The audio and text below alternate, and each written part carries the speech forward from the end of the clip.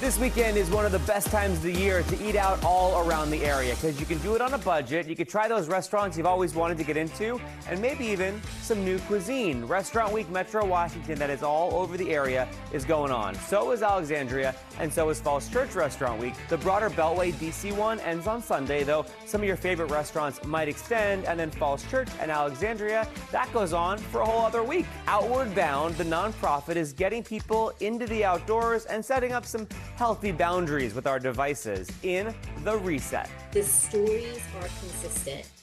Kids are overwhelmed, they're over-connected, plugged in too much, and at the same time, we all know living here, we have incredible outdoor spaces.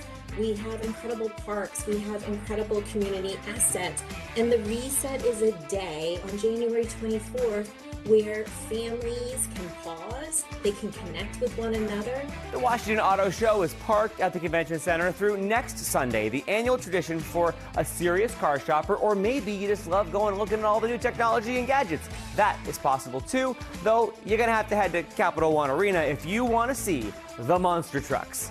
Don't forget your earplugs because they are revving up and jumping over obstacles this weekend. Monster Jam is in town. I'm Tommy McFly. Have an awesome weekend.